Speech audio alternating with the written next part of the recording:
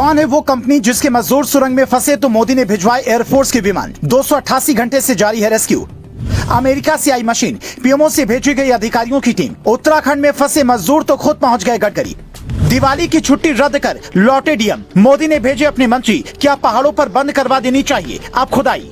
कहते हैं कि प्रकृति जब संकेत दे तो सावधान हो जाना चाहिए। उत्तराखंड के उत्तरकाशी में बीते 12 दिनों से जो चल रहा है वो प्रकृति की ओर से एक बड़ा इशारा है। हम पहाड़ों को काटकर सुरंग तो बना रहे हैं, लेकिन उसी सुरंग में फंसने के बाद हालात क्या होते हैं उसकी कहानी ये तस्वीर बयां कर रही है। दर्जनों मजदूर कई फीट गहरी सुरंग के अंदर फंसे हैं। उन्हें पाइप से खाना पानी और ऑक्सीजन दिया जा रहा है। जैसे जैसे देरी हो रही है हौसला टूटता जा रहा है, जिसके बाद लोग पूछ रहे हैं कि जान जोखिम में डालकर सड़क या सुरंग बनाने की जरूरत क्या है। पर्यावरण विशेषज्ञों ने पहले भी इस पर सवाल उठाए थे, तो फिर काम कैसे शुरू हो गया ये भी बताएंगे। ये कंपनी कौन सी है जिसके लिए पीएमओ तक के अधिकारी दिन रात एक किए हुए हैं? पर उससे पहले सुनिए पूरा मामला क्या है।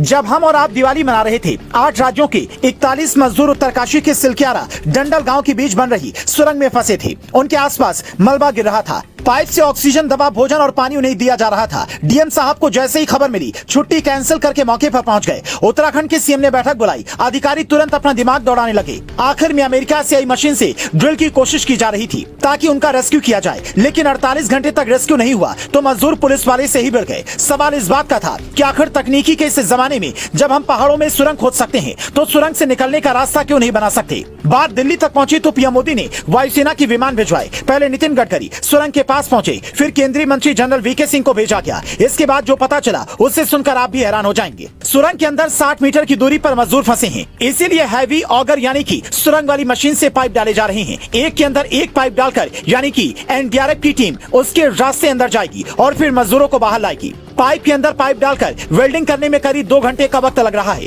कई रेस्क्यू प्लान अब तक फेल हुए हैं, इसीलिए 12 दिनों के बाद भी मजदूर नहीं निकल पाए। पर अब उनसे कुछ ही मीटर की दूरी पर टीम पहुंच चुकी है। हालांकि एनडीआरएफ की टीमें तुरंत उन्हें अंदर से बाहर नहीं निकालेंगी, बल्कि पहले उनकी हालत देखेंगी। बाहर के तापमान और अंदर के तापमान में काफी अंतर है, इसीलिए उस हिसाब से उन्हें वहां पर इलाज दिया जाएगा। उसके बाद जैसे ही एनडीआरएफ की टीम बाहर लेकर आएगी, सीधा 41 बेड के अस्पताल में उन्हें ले जाकर भर्ती करवाया जाएगा। बाहर दर्जनों एम्बुलेंस इस काम के लिए खड़ी है। यहाँ तक कि सुरंग वाली जगह से 4 किलोमीटर दूर हेलीपैड भी बना है।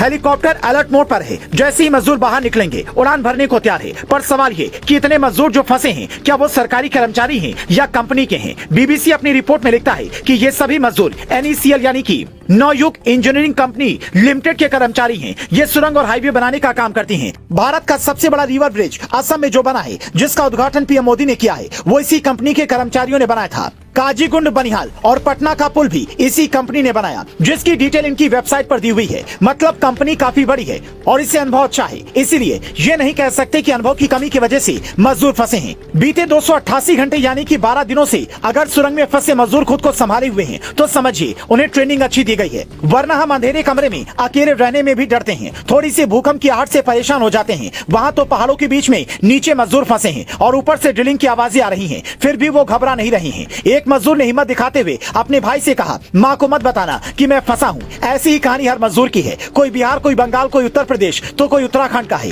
8 अलग अलग राज्यों से आने वाले इन मजदूरों के दिल में अभी सिर्फ एक ही इच्छा है, कैसे भी करके बाहर निकलें और जल्द ही वो बाहर आएंगे। लेकिन इस घटना से सरकार को सीख भी लेनी चाहिए। सड़क और परिवहन मंत्रालय ने यह आदेश जारी किया कि पूरे देश में बन रही 29 सुरंग का सेफ्टी ऑडिट किया जाएगा। एनएचएआई और दिल्ली मेट्रो के एक्सपर्ट मिलकर सभी टनल की जांच करेंगे और 7 दिन में रिपोर्ट तैयार कर सरकार को देंगे। अभी हिमाचल प्रदेश में सबसे ज्यादा 12 सुरंग बन रही हैं। पहाड़ी इलाकों में सुरंग बनने से रास्ते सुगम हो जाते हैं, लेकिन सवाल है कि प्रकृति को इस कदर नुकसान पहुंचाकर हम आखिर हासिल क्या करना चाहते हैं? उत्तरकाशी के जिस सुरंग में मजदूर फंसे हैं वो 4 धाम प्रोजेक्ट का हिस्सा है। इससे 4 धाम की यात्रा आसान हो जाएगी। ये प्रोजेक्ट पीएम मोदी का ड्रीम प्रोजेक्ट है। इसे लेकर मामला अदालत तक पहुंचा।